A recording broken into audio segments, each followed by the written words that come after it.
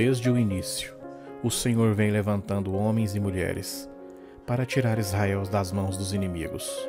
E sempre, de algum modo, Israel se entregava e voltava à idolatria, e se virava contra o Senhor. E foi isso que aconteceu. Israel mais uma vez fez o que era mal aos olhos do Senhor, pondo-se a adorar deuses estranhos. Por isso, o Senhor permitiu que fosse derrotado pelos filisteus, que o sujeitaram o povo durante 40 anos. Na cidade de Zorá, vivia um homem da tribo de Dan, chamado Manoá. Sua mulher era estéril e não podia ter filhos, mas um dia o anjo do Senhor apareceu-lhe e lhe disse: ainda tenhas sido estéril durante tanto tempo, em breve conceberás e terás um filho. Este não beberás vinho, nem qualquer outra bebida alcoólica, nem comida que não seja ritualmente pura. O teu cabelo não passará navalhas, pois ele será um nazireu de Deus.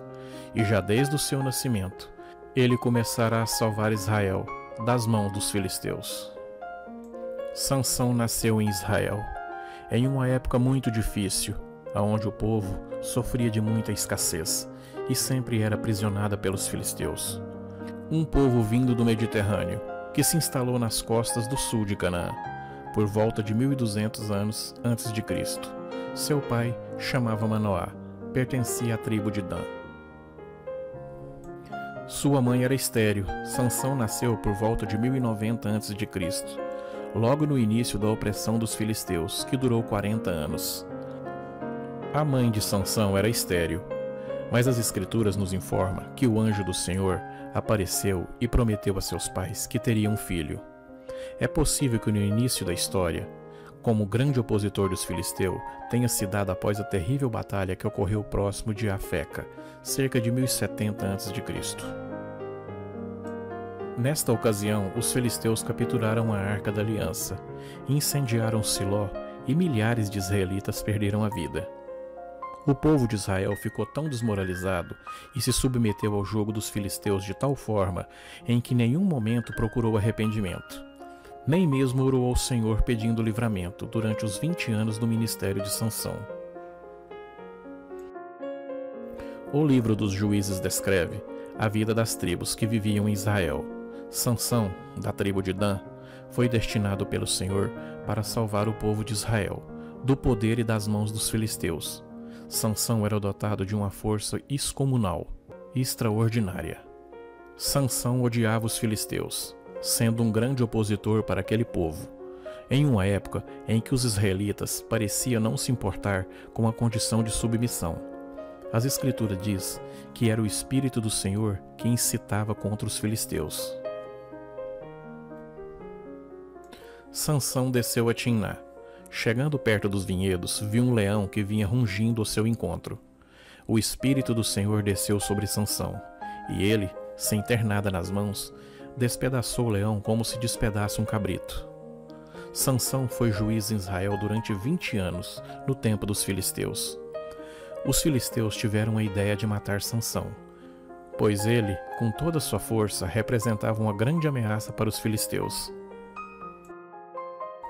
Sansão ateia fogo ao acampamento dos filisteus usando raposas. Mais tarde, a esposa de Sansão foi dada a um de seus companheiros, e seu sogro recusou deixá-lo vê-la. Sansão vingou e pegou 300 raposas, amarrou uma tocha na cauda da raposa e as jogou nos campos e os pomares dos inimigos filisteus. Como retaliação, os filisteus queimaram sua esposa e seu sogro na fogueira, e Sansão se vingou dessa atitude, realizando uma grande matança, e depois se escondeu no cume da rocha de Etã. Sansão matou 1000 filisteus com a queixada de jumento. Os filisteus foram ajudar a caça de Sansão. Os israelitas ficaram apavorados com o aparecimento dos filisteus, de modo que levaram 3.000 pessoas a Sansão para entregá-los aos filisteus. Sansão deixou que Judá o amarrasse com 2 cordas novas. Então Sansão foi até Gaza, uma fortaleza dos filisteus, e nessa cidade ele se interessou por uma prostituta, E quando souberam que Sansão estava ali, os filisteus o cercaram durante uma noite para matá-lo. Porém, Sansão se levantou à meia-noite e arrancou o portão da cidade com seus postes e sua tranca, e colocando tudo sobre os ombros, carregou até o cume do monte, que estava de frente ao Hebrom. Esse ato de Sansão significou a maior humilhação que ele poderia ter afligido contra seus inimigos, pois as portas da cidade simbolizavam sua força e seu poder nacional. E Sansão não parava de infiltrar com mulheres estranhas, e se envolveu mais uma vez com outra mulher, Dalila. Essa mulher vivia perto de sua casa, e não se sabe ao certo a sua nacionalidade, se ela pertencia ao povo de Israel, aos filisteus ou alguma outra nação.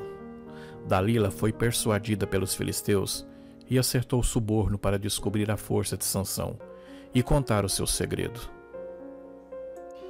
Em 3 tentativas, Sansão resistiu à sua investida, mas um determinado dia, após Dalila usar sua sedução e acusá-lo que a falta de amor e a falta de confiança, Sansão contou-lhe sobre a condição como nazireu e o significado de seus cabelos com relação à sua força sobrenatural, que vinha da parte do Senhor sobre ele. Com essa atitude, Sansão violou completamente o voto e a sua aliança com Deus, e o Senhor retirou sua presença do meio dele. Dalila, então, rapidamente chamou alguém para cortar o cabelo de Sansão enquanto ele adormecia. Após ter seus cabelos cortados, Sansão foi capturado. Os filisteus então o cegaram e colocaram para trabalhar de maneira humilhante, moendo grãos, um serviço que era pertencente aos animais.